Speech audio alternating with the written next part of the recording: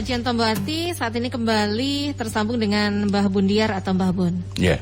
Assalamualaikum Mbah Bun. Waalaikumsalam warahmatullahi wabarakatuh. Apa kabar Mbah Bun? Alhamdulillah. Siap semua ya kita. Pangestunipun panjenengan Mbah Bun. Oke. Sudah di 10 hari terakhir Ramadan. Iya. Jadi ini insya Allah kan nanti malam 29. Iya. Jadi tinggal sedikit lagi. Maka sedangkan situasi keadaan begini, Mbak Bun, nanti akan kita bahas edisi khusus Idul Fitri di musim pandemi COVID-19 atau Corona. Yeah. Itu yang akan kita bahas. Ini insya Allah menurut pandangan Mbak Bun sangat dibutuhkan. Betul Mbak Bun. Mari kita awali dengan bacaan basmalah. Bismillahirrahmanirrahim. Ini sebetulnya Mbak Bun menyusun puisi, tapi tidak jadi saya baca. Karena apa? Saya memandang penting fatwa Majelis Ulama ini. Baik, begitu ya. Yeah. Jadi fatwa Majelis Ulama nomor 28 tahun 2020, tanggalnya 20 Ramadan 1441 atau 13 Mei 2020, perlu kami sampaikan, kalau nanti situasinya itu katakanlah zona merah sudah dicabut atau sudah terkendali, maka bahasan ini sebagai ilmu saja. Tetapi kalau zona merah atau corona masih belum terkendali, maka ini bisa diamalkan. Itu saja. Jadi manfaatnya sangat bagus sekali. Saya membaca, otomatis dalam fatwa itu bermacam-macam. Satu diantaranya itu adalah masalah mengingatnya. Itu ternyata disebutkan Al-Baqarah 195 halaman 2 itu, yang intinya walatul bi'aidikum ila tahlukat. Janganlah kamu menjerumuskan dirimu sendiri kepada kebinasaan. Yeah. Saat ini orang yang berkerumun itu menurut para ahli dalam hal ini tenaga medis, itu akan sangat membahayakan. Jadi kalau kita menghindari kerumunan, berarti kita melaksanakan perintah Allah, dan ini Allah juga ridho kepada kita, gitu ya. Tapi bukan itu yang kita bahas. Yang kita bahas adalah tentang masalah bagaimana cara sholat id, bagaimana khutbah id, sebab ini nanti akan banyak imam dan khotib baru di rumah-rumah itu. Di rumah-rumah Mbak Bun ya? Oh iya, di rumah-rumah kan banyak imam dan khotib baru. Yeah. Tapi awas, yang kami sampaikan ini bagi yang belum terkendali. Bagi yang terkendali ya monggo. Jadi sebab ini insya Allah didengarkan oleh yang luas, jadi nanti bisa menyesuaikan. Yeah. Yang sudah terkendali dengan ciri-ciri corona bisa menurun, dan pejabat yang bertanggung jawab sudah melonggarkan. Yang dimaksud pejabat yang bertanggung jawab itu adalah pemerintah daerah ya, bukan ormas, bukan takmir, bukan, tapi banyak daerah. Sebab dialah yang punya otoritas untuk itu, punya tolak ukur dinas kesehatan. Maka bagi yang daerahnya sudah tidak merah, silakan sebagaimana biasa, tetapi yang daerah merah yang belum terkendali ikuti ini, begitu ya. Nah sekarang sholat id itu bisa dilaksanakan dengan cara berjamaah di tanah lapang, di masjid, di mushola atau di tempat lain bagi kawasan daerah yang sudah terkendali pada saat tanggal 1 Syawal 1441 Hijriah. Ditandai penularannya cenderung menurun, dan hal ini sudah ada kebijakan pelonggaran aktivitas sosial yang memungkinkan terjadi kerumunan berdasarkan ahli yang kredibel dan amanah. Dalam hal ini bahwasanya zona merah sudah dicabut oleh pemerintah daerah. Gitu. Lalu sekarang sholat id boleh dilaksanakan di rumah bersama keluarga di kawasan daerah yang masih belum terkendali dalam arti zona merah. Baik pelaksanaan secara berjamaah di masjid maupun di rumah harus tetap melaksanakan protokol kesehatan.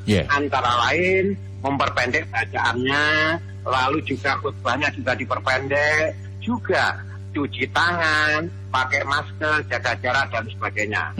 Sekarang ketentuan sholat Idul Fitri bagi yang daerah terkendali tidak babun bahas, sebab sudah biasa dilaksanakan setiap tahun.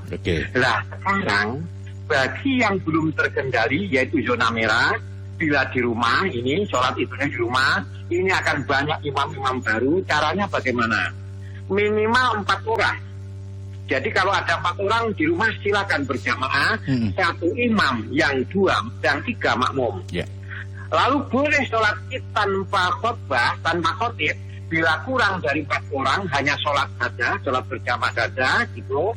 Tapi tanpa khotib, bila mana kurang dari 4 orang atau lebih dari 4 orang lebih, tapi tidak ada yang satu menjadi khotib. Gitu. Jadi intinya sholat id jangan sekali ditinggalkan. Sebab kalau sekarang meninggalkan sholat id, apa kita yakin tahun depan masih hidup, gitulah ya. Baik. Maka dari itu kalau kurang dari 4 orang cukup sholat id saja.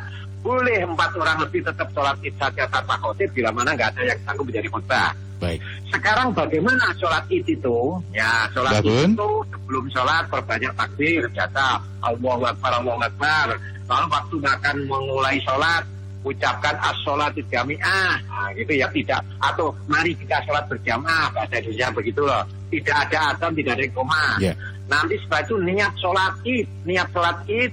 Kalau bahasa Arab bisa usoli sunatali bil fitri rakaat ini boleh. Di situ itu, tapi kita masyarakat umum kalau nggak bisa, aku niat sholat idul fitri rakaat karena Allah. Nah, kebetulan aku menjadi imam sebagai imam karena Allah. Baik, kalau sampai di situ dulu ya Mbak Bun ya. Mbak Bun, sampai di situ dulu ya. Terkait dengan niat dulu ya. Nanti kita akan lanjutkan lagi. Kita akan bergabung dengan teman-teman gatekeeper dulu. Ya. Penjelasan Mbah Bun ini termasuk tadi menjawab pertanyaan Pak Kayan di Ponggok Blitar ya, terkait dengan pelaksanaan sholat Idul Fitri bersama dengan keluarga di rumah, keluarga kecil. Tadi sudah disinggung Mbah Bun, minimal 4 orang, 1 imam 3 makmum ya. Nah tadi penjelasan Mbah Bun sama dengan niat sholat Idul Fitri ya Mbah Bun ya. Oke, belum tersambung dengan Mbah Bun ya ini ya. Sudah ini. Oke, sudah ya Mbak Bun ya. Sudah. Oke, kita lanjut Mbak Bun, silakan. Jadi bagi yang sholat Idul Fitri di rumah itu boleh ya. Tadi sudah saya jelas. Sekarang niatnya boleh bahasa Arab, boleh bahasa Indonesia, boleh. Nah, cara niat sholat itu harus baca takbir sebagai biasa, Allahu Akbar, takbir lah, takbiratul ihram.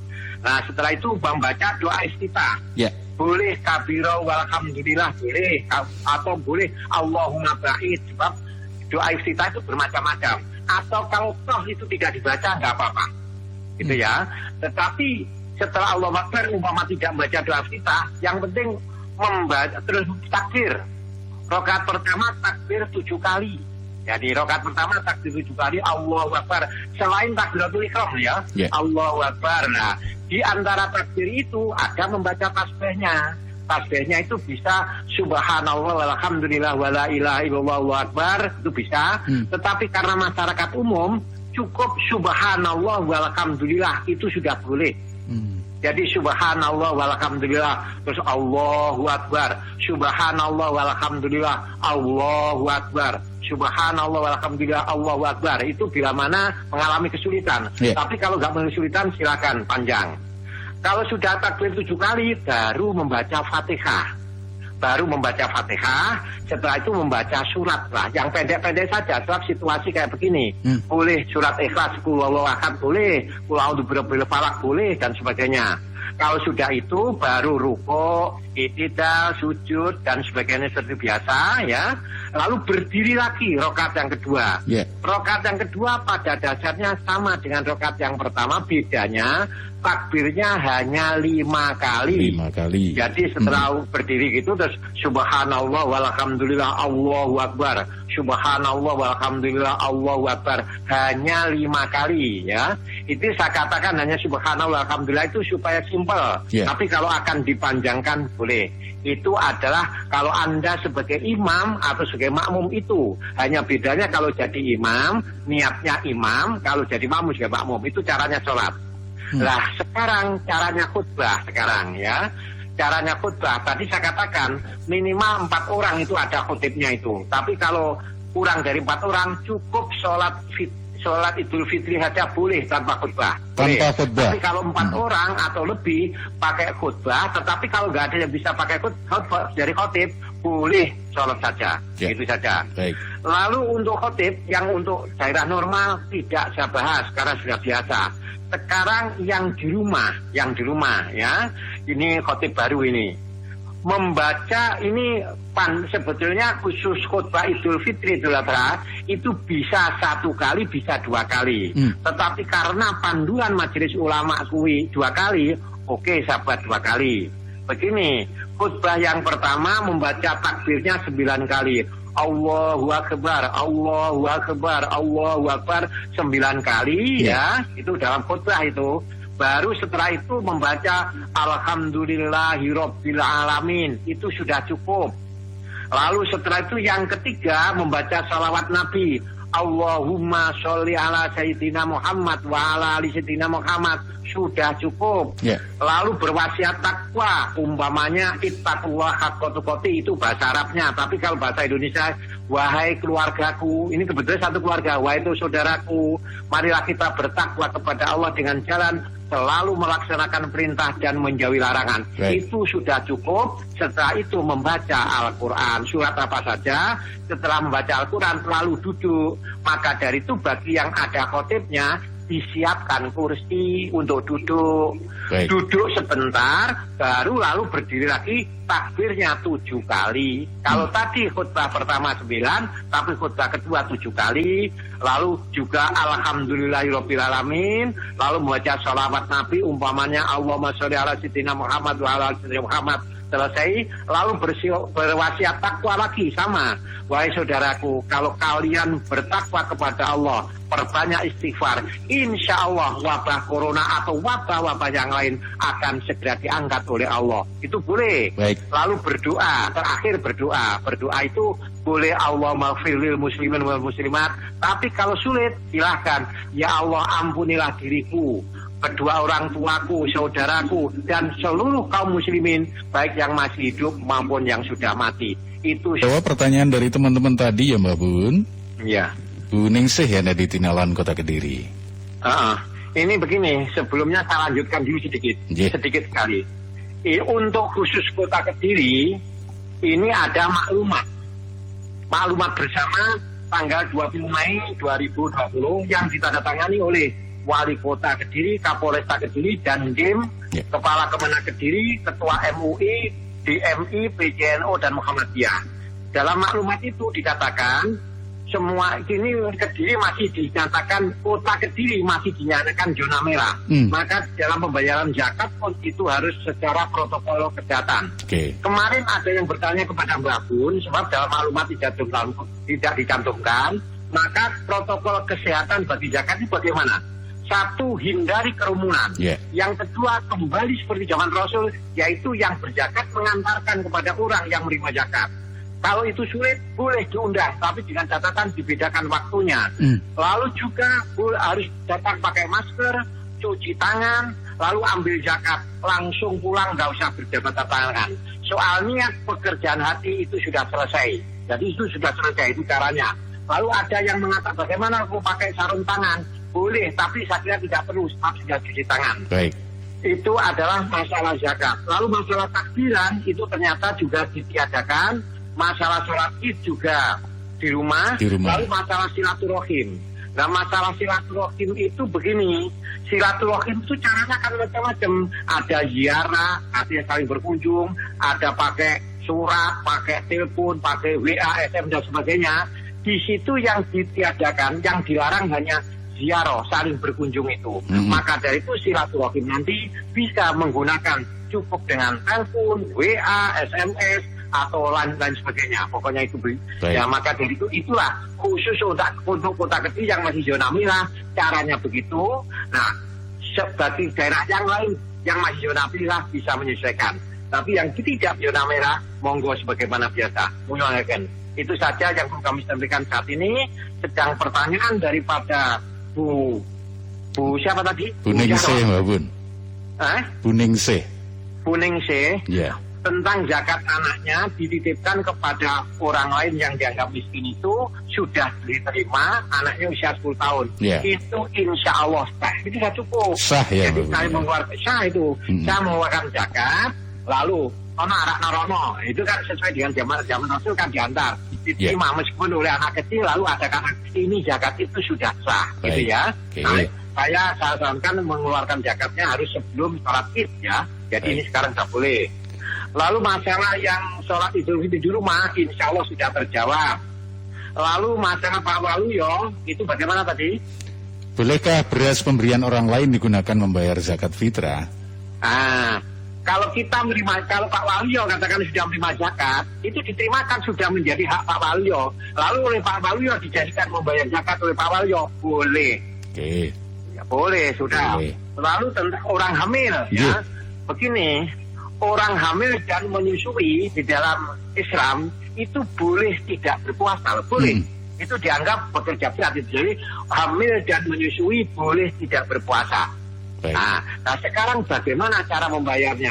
Cara membayarnya ada beberapa pendapat. Pendapat yang pertama, dia harus mengkodok dan membayar fidyah. Tetapi yang pendapat yang kedua, cukup membayar fidyah saja. Biasanya orang mengambil yang kedua, jadi cukup membayar fidyah saja. Lalu membayar fidyah itu harus setelah dia tidak berpuasa. Jadi boleh umpama yang dia sekarang tidak berpuasa, paling cepat umpama tanggal 2 tidak berpuasa, membayarnya fidyah tanggal 3. Nah sekarang uang tidak bisa dibayarnya itu adalah nanti bulan Syawal boleh. Itu dengan membayar fidyah penggantinya. Setiap hari sebetulnya 8 on, tapi saran Babun setiap hari 1 kilo saja. Monggo. Nah. Babun, nanti kita akan lanjutkan kembali ya. Monggo. Teman-teman. Oke. Kita kembali terhubung dengan Mbah Bun, dan untuk teman-teman yang tadi bertanya terkait dengan pelaksanaan sholat id, kemudian kita menjalankan segala ibadah di jelang Idul Fitri tentunya Mbah Bun ya. Iya. Tentunya cara juga bagaimana secara bersilaturahmi tadi sedikit sudah disinggung oleh Mbah Bun. Yang terpenting mungkin ini Mbah Bun ya. Setelah sholat id di rumah, mungkin setelah itu biasanya kan langsung keliling. Nah, yang besok itu harus bagaimana? Ini yang dilarang. Jadi saling berkunjung itu dilarang. Untungnya ya cara silaturahim kok macam-macam menurut Islam. Ya untungnya begitu. Iya. Kalau Mbak Bun tetap menyarankan dengan menggunakan fasilitas teknologi, bisa WA, medsos itu boleh, gitulah. Monggo, bisa saja. Oke, nanti teman-teman yang ingin bertanya silahkan melalui 0354778800. Mbak Bun, nanti kita lanjutkan kembali, Nji. Monggo. Yang diceritakan Pak Bima tadi apa termasuk nadar tuh Mbak Bun, kalau yang kayak gitu itu? Jadi begini, memang orang hamil itu kalau berpuasa itu membahayakan. Gitu ya. Itu sampai Islam orang hamil dan menyusui boleh tidak berpuasa. Dulu sebelum puasa ada yang tanya, saya sedang hamil, tahu niat saya akan berpuasa, tapi suami saya itu tidak boleh. Bagaimana Mbak? Saya menjawabnya dengan diplomasi, tanya ke dokter kandungan, boleh atau enggak. Kalau memang enggak boleh, enggak usah, itu saja. Sebab timbangan dikit. Nah ini juga begitu. Jadi punya nazar saja kok begini ya. Nazar, kalau toh itu dianggap nazar, tidak mesti harus dilaksanakan. Kalau sekiranya membahayakan, tidak usah dilaksanakan. Contoh lain ya, aku mau naik lulus, kue tak kaprok, wingko naik lulus, gak usah ngaprok, gak usah. Itu loh, nazar kalau nazar yang membahayakan. Nah, itu juga begitu. Nanti kalau hamil, enggak. Jadi nazar itu tidak mesti harus dilaksanakan. Bila nazarnya berakibat negatif, tidak perlu dilaksanakan. Lalu bagaimana cara mengatasinya? Ya sudahlah, itu sodakoh saja, bagus itu sudah. Nggak usah dilaksanakan, nggak apa-apa, sodakoh saja lah. Itu bisa dilaksanakan, monggo. Itu untuk pertanyaan Pak Bima yang ada di Tulungagung. Sementara teman-teman yang lain juga masih ada kesempatan untuk bertanya melalui 0354778800. Mbak Bun, nanti kita akan lanjutkan kembali ya. Monggo. Mbak Bun, kita lanjutkan kembali. Iya. Ini terkait dengan bahkan minggu-minggu terakhir ini trennya sudah mulai banyak yang pergi berbelanja. Memang kalau situasi normal tidak ada masalah ya Mbak Bun ya. Tetapi kondisinya seperti ini, berbelanja ini kan menimbulkan sesuatu yang membahayakan bagi dirinya sendiri maupun orang lain. Bagaimana Islam mengatur terkait dengan hal ini Mbak Bun? Jadi dalam hal ini sebetulnya kurang kesadaran daripada masyarakat, ya. Jadi seharusnya itu pihak keamanan juga menertibkan dengan tegas, lalu masyarakat sebenarnya juga disiplin. Sebab mengatur orang itu sebetulnya juga nggak enak loh. Tapi supaya enak, orang itu sendirilah supaya mengatur dirinya sendiri. Itu, jadi ini situasi begini nggak berani berkerumun, ya sudah nggak usah berkerumun. Jadi petugas keamanan itu jadi nggak terlalu beban gitu loh. Betul. Sebab kadang-kadang kalau orang berkerumun ora-ora lalu salah tompo dan itu kan malah gak enak gitu lah ya. Jadi Islam memang menghendaki janganlah menjerumuskan dirimu sendiri kepada kebinasaan. Itu jelas itu. Jadi sebetulnya kalau dia berkerumun, kalau kita melihat daripada rujukan ini, secara nggak langsung dia membinasakan dirinya sendiri. Dan ini sangat dimurkai oleh Allah. Tapi sayang, yang demikian itu dia kurang memahami tentang masalah ini. Gitu. Baik. Terus Mas Andri, monggo. Saya minta maaf itu kepada penandatangan maklumat tadi, di mana di situ protokol zakat itu tidak dicantumkan, lalu saya tambah sendiri. Jadi ini saya termasuk sok tahu itu ya. Jadi protokol zakat ini kan untuk kebaikan ya, tetapi hanya disebut protokol zakat. Lalu protokol zakat bentuknya bagaimana itu nggak ada. Maka saya tambah sendiri. Dasar kami selama bulan Ramadan insya Allah kami Yayasan Al-Faridun itu menangani pemberi santunan ada 5 kali. Lalu saya cantumkan model ini. Ternyata kok aman gitu loh. Jadi berdasarkan pengalaman saya selaku pembina Yayasan Al-Faridun, tolong dicantumkan begini. Nah ini saat aman, maka waktu ada yang tanya bagaimana protokol zakat, saya cantumkan begini. Saya mohon maaf kepada pemberi maklumat itu kok ada tambahan. Sok tahu saya mohon maaf siapa ya. Tapi kan untuk kebaikan ya Mbak Bun ya. Demi untuk kebaikan. Insya Allah seperti yang tadi disampaikan Mbak Bun, bila dimungkinkan zakat bisa diantarkan oleh pengurus ke masing-masing penerima, mungkin akan lebih aman. Ya, itu zaman Rasul begitu. Tapi kalau mengundang karena repot boleh, tapi jadwal waktunya yang dibedakan. Gitu loh. Baik. Jadwal waktu bukan berarti hari, jamnya gitu. Menutup pakai masker dan sebagainya tadi, monggo. Menutup pertemuan kita hari ini Mbak Bun. Monggo. Kita doa ya. Silahkan Mbak Bun. A'udzubillahi minasyaitonirrajim. Bismillahirrahmanirrahim. Hamdan syakirin, hamdan na'imin, hamdan yuwafi ni'amahu wa yukafi mazidah. Ya Rabbana lakal hamdu kama yanbaghi li jalali wajhikal karim wa azimi sultanik. Allahumma sholli ala sayyidina Muhammad wa ala ali sayyidina Muhammad. Rabbana la tuzigh qulubana ba'da idh hadaitana wa hab lana min ladunka rahmah innaka antal wahhab. Rabbana zalamna anfusana wa illam taghfir lana wa tarhamna lanakunanna minal khasirin. Rabbana hab lana min azwajina wa dzurriyyatina qurrata a'yun waj'alna lil muttaqina imama. Allahumma inna nas'aluka ridhaka wal jannah wa na'udzubika min sakhatika wan nar. Ya Allah ya Rahmanu ya Rahim ya mujibas syailin. Dengan penuh kerendahan hati kami memohon kepadamu ya Allah, dalam situasi bulan yang penuh ampunan dan barokah ini, terimalah semua amalan kami, sholat kami, zakat kami, puasa kami, dan amalan-amalan yang lain. Jadikanlah kami semua menjadi hamba-hambamu yang pandai mensyukuri nikmat-Mu ya Allah. Sesuai dengan janji-Mu, Engkau akan menambah kenikmatan-kenikmatan itu. Ya Allah, saat ini kami umat Islam, bangsa Indonesia, serta dunia pada umumnya sedang Engkau coba dengan wabah COVID-19 atau Corona. Kami memohon kepadamu, segeralah Engkau bebaskan kami dari musibah-musibah itu, serta bebaskanlah kami dari cengkeraman kezaliman yang membahayakan kami.